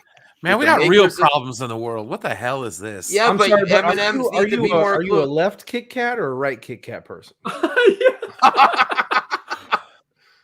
don't that's know. Twix. They taste the same. That's Twix. Get it right, Ryan. I don't know. We're talking about. I get pissed off. They taste the same to me. I'm like, I want something different. Did you just say that all Kit Kats taste the same and that all like Twix taste the same, dude? Come on. Come on. Yes. Left Twix is much better than right Twix. We all know this. What the hell are you talking about? Am I missing something? Bradley, do left Twix and right Twix taste the same? In the immortal words of Lex Luthor, wrong. Are you a right Twix guy, Brian? Oh man. That's our next nerd debate, Brian. I don't even read the left or the right. I just rip the package.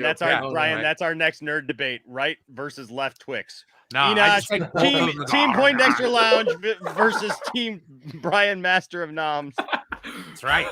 All right. Well, let's just eat them some bitches. If he's Master of Noms, I think I'd have to listen to him. He seems to be like he knows his cuisine. I know my food. Let's find out about inclusive M&M. Why didn't you do Master of Nom Noms? That's that sounds better. Nom nom. Yeah. I demand an inclusivity episode of Master of Noms, inclusive food. There you go. I do multicultural, man. Okay. Why is it all eggs are white? Oh, they're not. There are brown eggs. You just need to diverse yourself on the inside. Okay. They are. All right. Well, so let's find out what they're talking about here. Yeah. Okay. The makers of M&M's announcing its famed characters are getting modern makeovers and will have more nuanced personalities. That's what I thought. Yeah. The commercials. They're talking about the voice cast. Okay. Oh, okay. Candy Coated Chocolates announced Thursday a global commitment to creating a world where everyone feels like they belong and society is inclusive. And then I just think about eating them. So I don't know what the as part of the new mission. What happens if you highlight those things, then it's always going to be divisive. Yeah. If you highlight this, and say, okay, so you have one that has like a Jamaican accent. Hey, man, I was like, oh my god, look at that! You can only. I think only green ones. I think this is where they're going. The green M&M, previously seen in ads posing seductively and strutting her stuff, She's, Go-Go I'm sorry, but Boots she is is the now hottest one of them now all. sports a pair of sneakers. What? No more hot green M&Ms. Or the description for the green candy on the M&Ms. Oh, how will we ever survive? Being a hype. You mean I woman can't for my fantasize friend. about having sex with the green M&M now?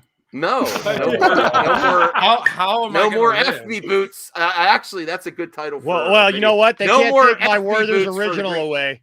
That's right. Yeah, Werther original. How am I- Oh yeah. Pepperidge Grandpa's Farm buttery remembers. candy. Oh. Grandpa's buttery candy. It's right there. Yeah, just like Grandpa. that's why used we to. eat M&Ms. Such a sad world when candy companies have to go woke. Oh, I dear like. God. I like. It's a candy of color. Now you ate it. Oh my God. I like sexy M&Ms. All toffees matter. I like this. Just, I like just stay away from I the like red the. ones. Don't I get too like the jolly. green. You know. Don't get too jolly now. Dude, I blindly reach into a bag or a bowl of M&Ms, pour them into my mouth, and eat them indiscriminately. So you guys do know that a blue M&M and a red M&M You've been taste doing the it same, wrong right? all these years. You don't look at a green M&M and be Why, like, did "Oh, it I taste wish the you were same? wearing I didn't high No, heels." I go like this. No, I'm sorry. You've got to use nom. You have to go nom nom nom nom. Who's nom. more diverse? Ryan, you Who's don't more look at a diverse? green Marty M&M or and like, M&M? You're supposed to I care wish you- about the race or the sexual identity of the candy. or Don't you know? you don't. I You don't don't care look at what it my and say, "I wish you were wearing candy high identifies heels, little as. green M&M." Yeah, If that makes me an anti-SJW, I'm sorry. they already are. You taste the rainbow. I don't know. Well, yeah, Skittles are diversified. I think know. Skittles are way more diverse because they have different flavors. My M&Ms taste the same. my former brother-in-law was on a youth group thing once, and they saw this big sign that there was a there was literally they passed by. I can't remember where they were at, but they passed by this condom company, like this place that made condoms, and above it there was literally a Skittles like billboard or whatever. And so like in the middle of this youth group thing, like my former brother-in-law said, taste the rainbow. Well, that's their slogan. That's got to be the Right? most diverse candy ever. Taste the rainbow. Are they good next second? Probably the Starbucks worst place isn't to put diverse that. enough. I remember Release the Juice was one of the things. But Make 7-Up yours. Yeah. Well, you couldn't really do that after OJ. Yeah, they changed. They turn up the juice. That was the tagline there. The juice is loose. Well, we will be ending the show soon. So any panelists, if you can put your channels in the private chat, I could post them. We want to make sure to grow these people's channels, these great contributors to MME. And yeah, there's this new fresh guy, Enosh, you should check out. He has a lot of toys. There's Ryan here. Ryan. But I think I had one more. I think Ryan already alluded to this, but I'll bring it up anyway. So this is are you interested in getting this comic? The Flash movie is getting a comic book prequel co-starring Ben Affleck's Batman. Is anyone interested in this? I am. Okay. I mean, if you want to see more Batfleck, this is where you're going to see it. All right. Let's read this. In The Flash, the fastest man alive, Barry Allen's world-saving adventure with Justice League has driven Central City's favorite son to become a truly skilled and inspirational superhero. It would be great if we got to see that movie too before Flashpoint. But when a new threat by the name of Girder emerges in Central City, Barry returns to Batman for advice on training to master his powers under the Dark Knight's tutelage. The fastest man alive will have to find a way to defeat this metallic menace or be crushed by Girder's strength. Now, is this a girder? Is that sort of like a what exactly is that? Some sort of Girder is a Flash villain. It's a girder belt? No, Girder is a legitimate Flash. Garter belt is what you're thinking. A garter, yeah. No, but Girder is a legitimate. Here's the art from it. Okay. Yeah, so somehow he's going to get his new suit before his movie. So that's kind of weird. No, I mean, this is WB being WB. Like they just point to it. Yes, here we go. Brian, Master of Noms. Almost done. I got this. Whoa. Okay. Brian Go sub channel. to, yes. All right. Go sub to Brian, definitely, for sure. We need to get him more subs, and we need more diversity food. His noms. More diverse noms. We're stepping into the next generation of food, baby. I'm telling you. You don't want to miss a thing. Are you streaming later, Enosh, or soon, or? Yeah, I think I'll do something. I don't know what I'm doing, but okay. Here is Bradley. I'll be talking about racially diverse candies. Yeah, all night long. Yeah. Oh, don't lick it like that when you. I don't know you. I like Snickers. Okay. I think you're maxed on, Enosh. I'm sorry, but No. I think that Milky Way is a little bit better than Snickers. But then nothing stops me from sub Three to Musketeers. CJH as well. Sub to You're right, CJH for sure. My mom Aaron? called it math food. Weird. Aaron, you posted yours here too. Yeah. And thank you. Mine. I posted mine ahead. Appreciate and that. Zebrafet. Thank you so much. And Bradley, are you working on all these notes for this this Eternals? Are you going to do something with that? I already did. Back when it first came out, I went on the 4 Words Network and I did a whole rant with the boys over there, and it was interesting. So if you want to see me rage about Eternals, definitely go check it out. Oh, and I sent you one more article. I don't know if you saw it, Max. Oh, in the Twitter? No, I sent it in the private chat. Oh, let me see here. Yeah. Oh, piece of interesting news that came out. Okay, hold on. Oh, the Eternals too. Oh, wow. This is interesting because I thought WB was supposed to get this. What's even more interesting too is Toho was very adamant about even letting Legendary touch Godzilla after 1998 because we obliterated Godzilla.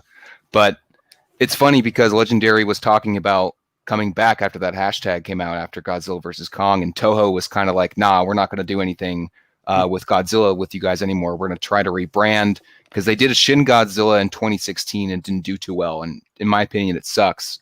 So we're going to try to redo Godzilla. So I'm shocked they negotiated with Apple.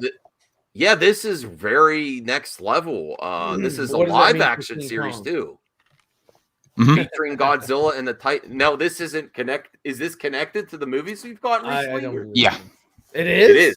Yeah, they said it was. Yeah. Oh wow. Well, that is because this is another big loss for WB. They should have negotiated this because they do work with Legendary, but Legendary is its own thing. So they're not worried. They have Mortal Kombat. They're good. No, thank you for bringing up another failure, Ryan. I mean, the people we I'm sorry. I'm sorry. They have the Matrix. No, this is not just DC. Another failure. This is why you just don't know. I know you don't want to get Brian. You're like Brian's voices in my head all the time. Good, your expectations at the door. Yes, but this is not a hashtag thing. Because the new thing to do is make a movie and spin off a series on your streaming service, and they've consistently failed. They stole the hashtag MonsterVerse from the Tom Cruise stuff that was supposed to happen.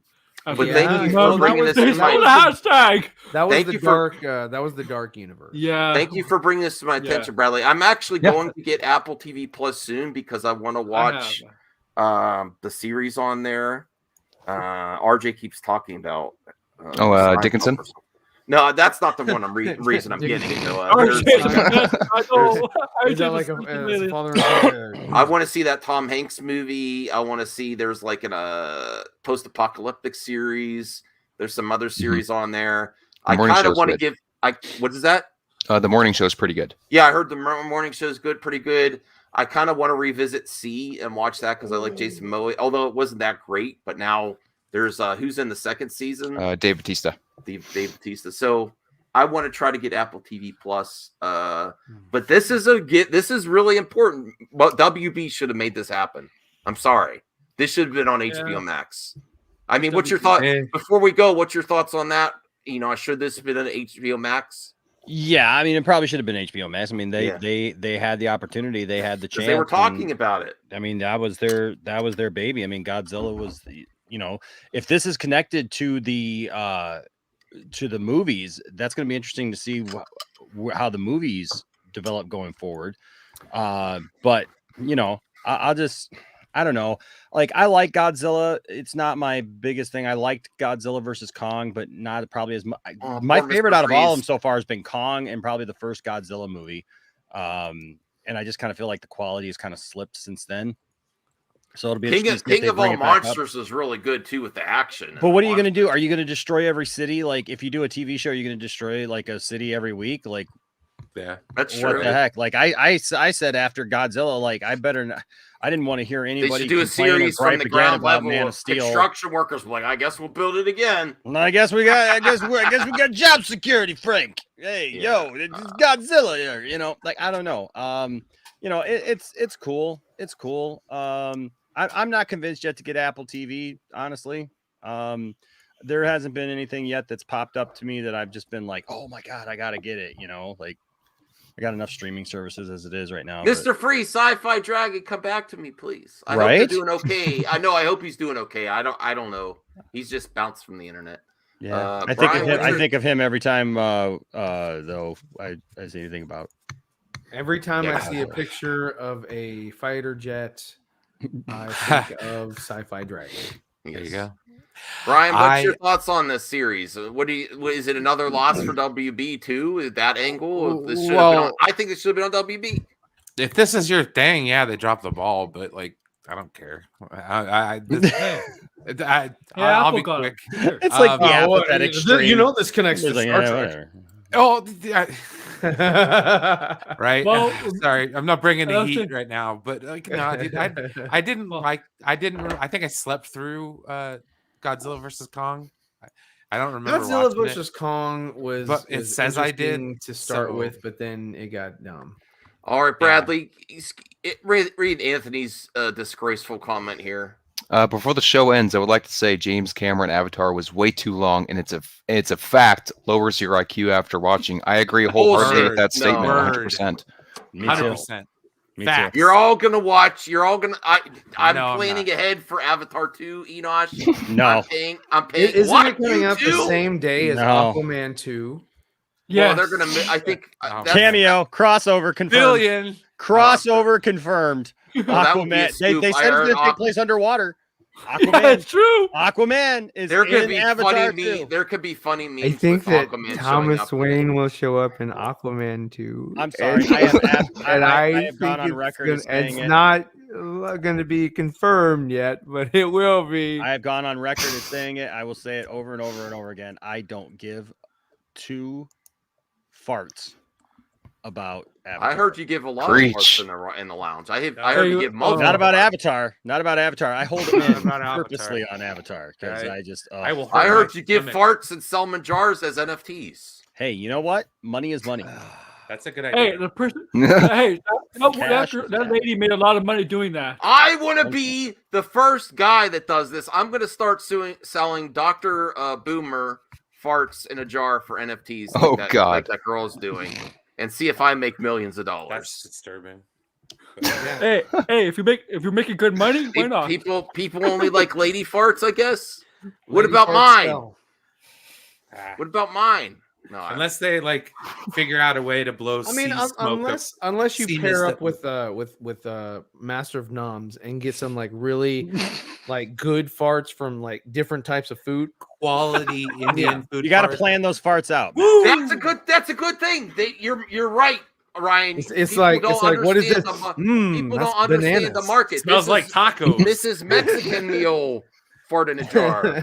I decided to go out for Mexican Chinese food. That sounds like off-brand food, like Mexican meal. This is fast food in my car. Well, it's a step up from his normal food, which is multiple meal. That's their Yankee talk, man. Metamucil farts. This is a stressful day at the job. In the elevator, fart in a jar. He's like, I love the smell of Ensure. Mm-hmm. Well, if you're only Mexican restaurant is Premier Taco Protein Bell, fart. Right? Those are horrible. Butter right there, man. That Those just are reminds awesome. me of old people fart. Are you kidding me? These are awesome, dude.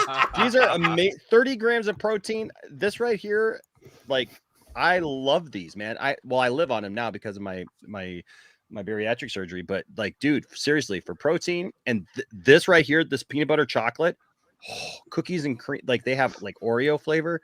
Oreo flavor is awesome. They got banana. They seasonally they do peach. They do strawberry. Strawberry's okay, but man, this right here is We are not game changer. sponsored by Premier Protein, so You should be. Oh, jeez. Yeah, I think we need it.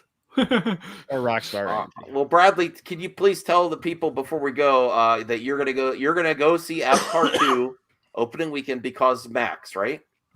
Yes, and if it were up to me, I wouldn't see it at all. I wouldn't see it at all. And I'm still planning to do that video. I'm going to go around Vegas. I'm going to ask a bunch of random people if they care, if they even know about it. And I guarantee you 75% of the people are going to say, no, I don't care. James Cameron There's sucks. an Avatar movie out?